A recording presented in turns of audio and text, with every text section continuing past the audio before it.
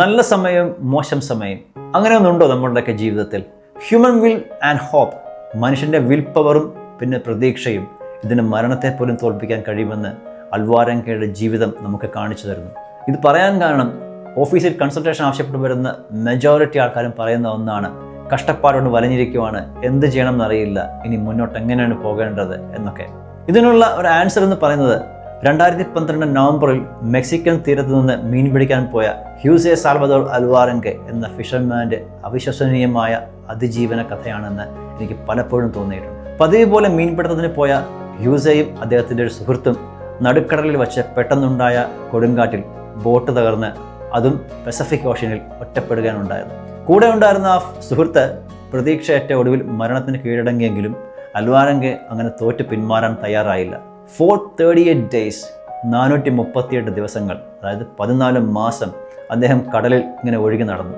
പച്ചമീനും turtles, small birds, sharks, then rain water, കടലാമ, പിന്നെ പക്ഷികളെയൊക്കെ ഭക്ഷിച്ചും ദാഹം മാറാൻ മഴവെള്ളം കുടിച്ചും കടലാമയുടെ ബ്ലഡ് വരെ കുടിച്ചുമാണ് അദ്ദേഹം ആ കഠിനമായ സാഹചര്യങ്ങളെ ശരിക്കും അതിജീവിച്ചത്. ഒടുവിൽ മോർ ദാൻ 10,000 കിലോമീറ്ററോളം കടലിലൂടെ ഒഴുകി നടന്ന ശേഷം 2014 ജനുവരി 30 അദ്ദേഹം മാർഷൽ ഐലൻഡ്സിൽ എത്തിച്ചേർന്നു. ക്ഷീണിച്ചവശനായി കരയിലെത്തിയ അദ്ദേഹത്തിൻ്റെ കഥ ആദ്യം ലോകം വിശ്വസിക്കാൻ മടിച്ചെങ്കിലും സമുദ്രത്തിൻ്റെ ഒഴുക്കും അദ്ദേഹത്തിൻ്റെ ആരോഗ്യനിലയും ഒക്കെ കൃത്യമായി പരിശോധിച്ച ശാസ്ത്രജ്ഞർ അത് സത്യമാണെന്ന് തന്നെ സ്ഥിരീകരിച്ചു. ഹ്യൂമൻ വിൽ ആൻഡ് ഹോപ്പ്, മനുഷ്യൻ്റെ വിൽ പവറും പിന്നെ പ്രതീക്ഷയും ഇതിന് മരണത്തെ പോലും തോൽപ്പിക്കാൻ കഴിയുമെന്ന് അൽവാരങ്കയുടെ ജീവിതം നമുക്ക് കാണിച്ചു തരുന്നു. ഞാൻ പറഞ്ഞു വരുന്നത്, ഒരു ഓൺട്രപ്രണറുടെ അല്ലെങ്കിൽ ബിസിനസ് ഓണറുടെ ലൈഫ് എന്നത് ഒരു കടൽ യാത്ര പോലെ തന്നെയാണ്. എപ്പോഴും ശാന്തമായി കൊള്ളണമെന്നില്ല. അപ്രതീക്ഷിതമായ തിരമാലകളും കൊടുങ്കാറ്റുകളും ഒക്കെ എപ്പോൾ വേണമെങ്കിലും വന്നേക്കാം. അപ്പോൾ നമ്മൾ തളർന്നു പോവുകയാണോ ചെയ്യേണ്ടത്? ഇതാണോ നാം പഠിക്കേണ്ടത്? ഹ്യൂസെ അൽവാരങ്കയുടെ അതിജീവനം തോൽക്കാൻ മനസ്സില്ലാത്ത ഒരു പോരാളിയുടെ പ്രതീകമാണ്.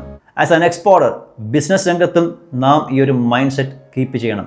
തിരിച്ചടികളും പ്രതിസന്ധികളും ഒക്കെ ഉണ്ടാകാം, എന്നാൽ തളർന്നു പോകാതെ പുതിയ വഴികൾ തേടി മുന്നോട്ട് പോകാൻ നമുക്ക് സാധിക്കണം. ഓരോ തളർച്ചയിലും ഓരോ പ്രതിസന്ധിയിലും ഹ്യൂസെ അൽവാരങ്കയുടെ അതിജീവനം ഒരു ഓർമ്മപ്പെടുത്തലാവട്ടെ.